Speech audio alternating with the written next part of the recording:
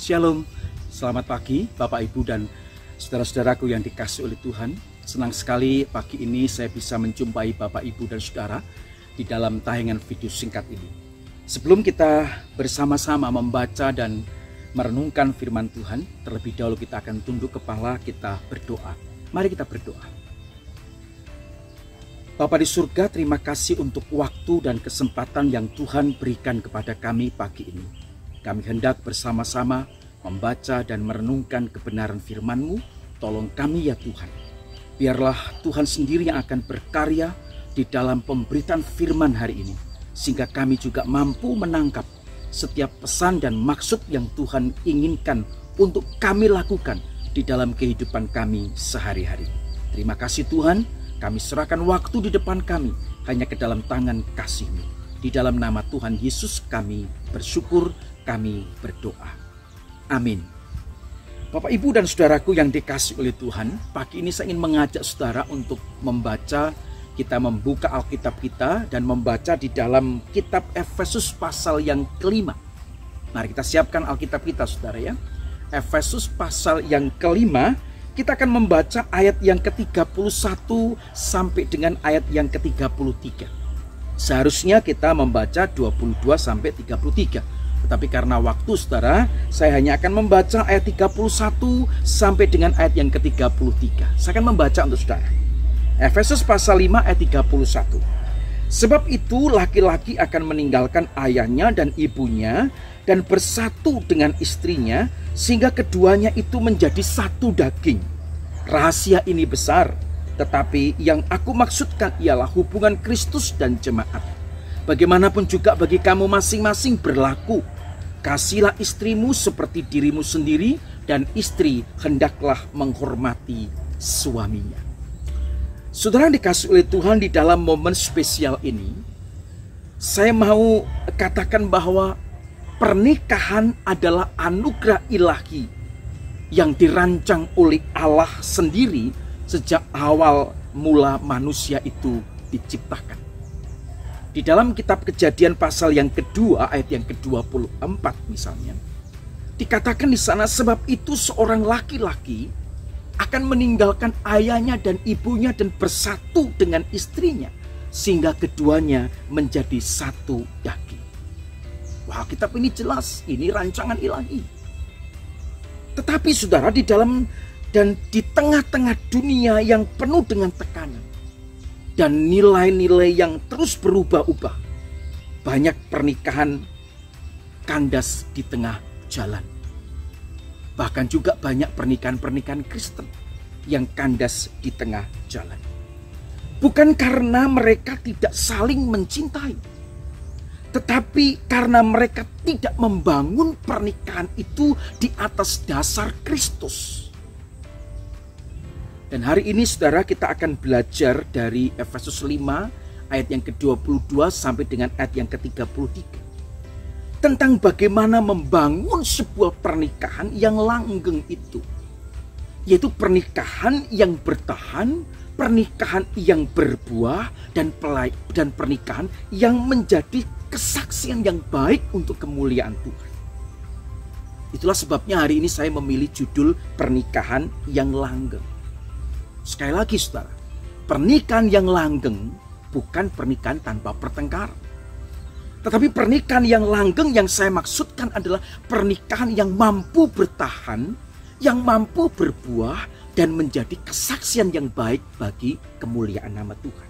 Pertanyaannya bagi kita hari ini adalah, bagaimana agar pernikahan itu menjadi langgeng?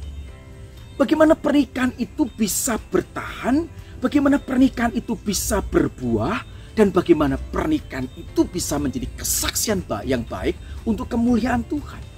Yang pertama saudara, pernikahan itu harus memiliki kasih.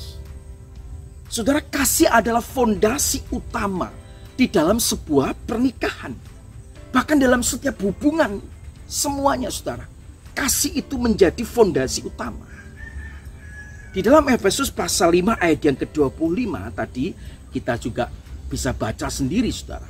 Hai suami, kasihilah istrimu sebagaimana Kristus telah mengasihi jemaatnya dan telah menyerahkan dirinya baginya. Saudara, Alkitab selalu menuliskan kata kasih itu bukan sekedar sebuah perasaan. Kasih di dalam Alkitab selalu ditunjukkan dengan sebuah tindakan pengorbanan. Dengan kata lain, saudara sekalian, kasih sejati itu tidak mencari keuntungan sendiri, tetapi berkorban demi kebahagiaan orang yang dikasihi. Bisa saudara baca di dalam 1 Korintus 13 ayat yang kelima. John Stott mengatakan begini, saudara. Kasih suami kepada istri haruslah menyerupai kasih Kristus kepada jemaat. Kasih yang tidak egois, yang rela memberi dan melayani. Berat, saudara ya. Tetapi inilah yang dikehendaki oleh Tuhan. Kasih yang sejati adalah kasih yang tidak egois, kasih yang rela memberi dan melayani. Saudara, di dalam sebuah persekutuan keluarga, datanglah suami istri dalam gereja itu, saudara. Ada seorang suami yang telah menikah lebih dari 20 tahun ditanya di dalam tengah-tengah persekutuan itu. Pertanyaannya begini, apa rahasianya sehingga rumah tanggamu tetap harmonis sampai hari ini? Saudara mungkin pernah dengar pertanyaan ini, bahkan mungkin pernah ditanya untuk saudara. Apa rahasianya sehingga pernikahanmu itu tetap harmonis sampai hari ini? Lalu sang suami ini tersenyum dan menjawab dengan tenang. Saya mencintai istri saya bukan karena dia orang yang sempurna. Tetapi saya mencintai istri saya karena saya tahu Tuhan mempercayakan dia kepada saya untuk saya cintai. Nah, ini kalimat jawaban yang luar biasa, saudara. Orang-orang yang lain terdiam semuanya. Dan kemudian sang suami ini melanjutkan perkataannya, saudara. Kalau saya hanya mencintainya saat dia menyenangkan saya, maka cinta saya menjadi rapuh. Tetapi kalau saya mencintainya karena Tuhan mempercayakan kepada saya, maka kasih itu akan bertumbuh dan bertumbuh dan bertumbuh. Sekalipun dia katakan, kadangkala kami saling melukai dan saling mengecewakan. Lalu dia menutup jawabannya dengan sebuah kalimat. Kasih sejati tidak bergantung pada keadaan, tetapi pada komitmen di hadapan Allah yang mempertemukan kami. Wah, luar biasa. Saudara dikasih oleh Tuhan, kasih sejati bukan tentang kita menemukan pasangan yang sempurna, tetapi tentang menjadi pribadi yang terus belajar mengasihi dengan hati yang diperbarui oleh kasih Kristus. Itulah kasih yang sejati. Dan kasih yang seperti ini tidak berhenti ketika keadaan itu berubah dan berubah. Justru ketika keadaan itu berubah, kasih itu bertumbuh di tengah proses kehidupan. Saudaraku yang dikasihi oleh Tuhan, dan saya mau katakan bahwa pasangan suami istri, saya dan saudara, kita dipanggil untuk memelihara kasih itu setiap hari. Jadi saudara, bagaimana pernikahan yang langgeng? Bagaimana pernikahan yang bertahan, berbuah dan menjadi kesaksian yang baik untuk kemuliaan Tuhan? Yang pertama, kita harus memiliki kasih. Karena kasih adalah fondasi utama di dalam pernikahan. Yang kedua, saudara, apa yang harus kita miliki supaya pernikahan kita langgeng? Yang kedua, kita harus menerima dengan segenap hati. Saudara, setelah kasih, maka langkah berikutnya adalah langkah penerimaan. Saudara, banyak pernikahan gagal bukan karena kekurangan kasih, kekurangan cinta, tetapi karena kurang menerima kekurangan pasangan kita. Saudara, di dalam Roma 15 ayat yang ke-7 berkata begini. Terimalah satu akan yang lain, sama seperti Kristus juga telah menerima kita untuk kemuliaan Allah. Saudara, menerima berarti di dalam bagian ini, menerima itu berarti mengakui pasangan kita bukan malaikat. Menerima berarti kita mengakui pasangan kita adalah orang yang tidak sempurna, melainkan manusia yang sedang bertumbuh, berproses untuk menjadi lebih baik dan lebih baik dan lebih baik. Saudara dikasih oleh Tuhan, seorang istri muda sering mengeluh kepada sahabatnya. Dia cerita, dia curhat, saudara. Dia curhat kepada temannya, dia berkata, suamiku tidak romantis. Ia tidak pernah memberiku bunga, tidak pernah menulis surat cinta kepada saya, bahkan juga lupa tanggal lahir saya atau ulang tahun saya. Setiap kali sang istri muda ini melihat pasangan yang lain terlihat mesra, maka dia semakin kecewa. Maka ia mulai merasa suaminya tidak lagi mencintainya seperti dulu. Tetapi saudara, apa yang terjadi suatu malam ketika ia sedang menunggu suaminya pulang kerja? Ia melihat dari jendela, suaminya berjalan dengan langkah yang lelah. Bajunya yang dia pakai basah dengan keringat setelah seharian bekerja. Begitu sang suami masuk rumah, suaminya tersenyum kecil dan berkata kepada istrinya, maaf, aku pulang terlambat, tapi aku sudah beli beras dan susu untuk anak kita. Saudara, malam itu sang istri menatap suaminya, lama dia menatapnya. Karena sang istri ini ada sesuatu yang dia baru sadari. Dia mengerti mungkin suaminya tidak pandai berkata manis, tetapi ia menunjukkan kasihnya melalui tanggung jawab dan kerja keras. Keesokan harinya saudara, sang istri tidak lagi mengeluh. Sang istri mulai bersyukur atas apa yang dilakukan oleh suaminya. Sang istri mulai berdoa bukan agar suaminya berubah, tetapi agar hatinya sendiri dipenuhi rasa syukur. Dan apa yang terjadi? Yang menakjubkan terjadi dalam keluarga ini. Tanpa ia sadari, hubungan mereka lebih hangat dan penuh kasih. Saya mau katakan kepada saudara bahwa ketika hati kita belajar menerima, ketika kita belajar bersyukur, kasih pun itu akan bertumbuh. Penerimaan mengubah kritik menjadi rasa syukur. Penerimaan itu mengubah keluhan itu menjadi sebuah doa. Disitulah kasih Kristus bekerja.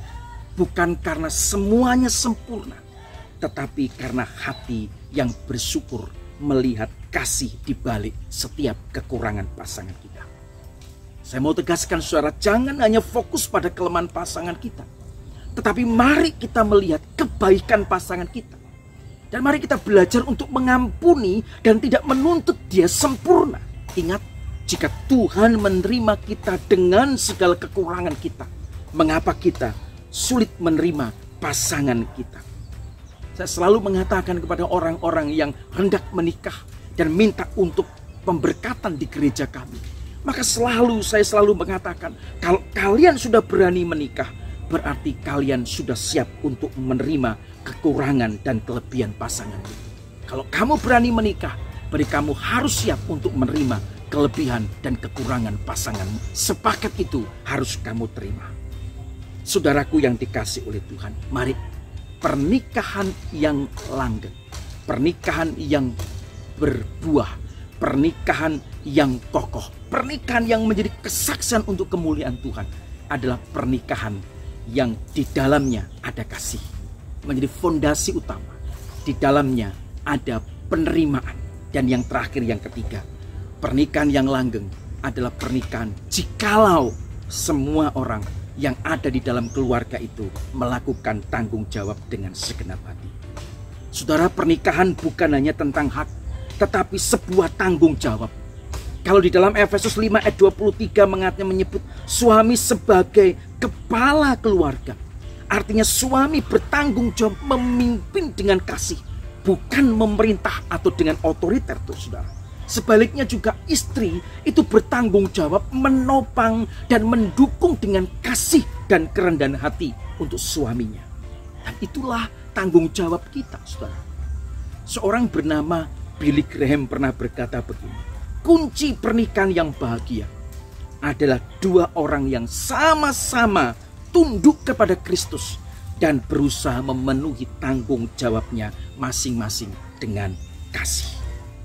Saudara, mari kita belajar menjalankan apa yang menjadi tugas tanggung jawab kita sebagai pasangan suami dan istri. Tuhan mempersatukan kita dalam pernikahan Kristen.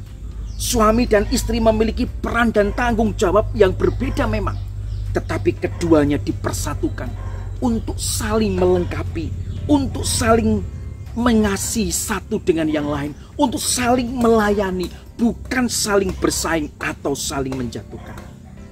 Saudaraku yang dikasihi oleh Tuhan, jika salah satu berhenti menjalankan tanggung jawabnya, entah suami yang lemah memimpin atau istri yang berhenti mendukung, maka seluruh tubuh atau keluarga atau rumah tangga itu akan ikut melemah. Karena itu saudara sekalian dikasihi oleh Tuhan, terakhir Efesus 5 ayat 22 dan 25. Demikian juga kamu suami-suami, hiduplah bijaksana dengan istrimu, dan kamu istri-istri tunduklah kepada suamimu seperti kepada Tuhan.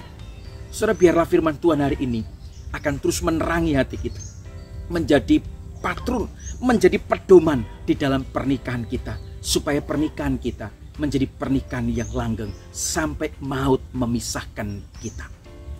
Mari kita berdoa.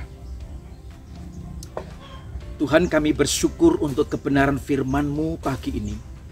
Biarlah pernikahan yang kami jalani hari ini menjadi pernikahan yang langgeng, pernikahan yang berbuah, pernikahan yang bertahan, pernikahan yang mencerminkan kasih Kristus dan menjadi kesaksian yang baik bagi orang-orang di sekitar kami. Tuhan, kiranya di dalam pernikahan kami ada kasih yang menjadi pondasi utama dalam keluarga kami, ada penerimaan satu dengan yang lain, dan kami bersama-sama melakukan tanggung jawab kami sebagai anggota keluarga. Tolong kami Tuhan, berkati setiap pasangan-pasangan Kristen yang hari ini mendengarkan firman-Mu. Berkati rumah tangga kami, berkati keluarga kami, berkati suami, berkati istri kami, berkati orang tua kami, anak-anak kami, dan juga pekerjaan kami. Tuhan, terima kasih. Terima kasih untuk firman-Mu hari ini. Di dalam nama Tuhan Yesus kami bersyukur, kami berdoa. Amin. Tuhan Yesus memberkati kita semua. Haleluya. Amin.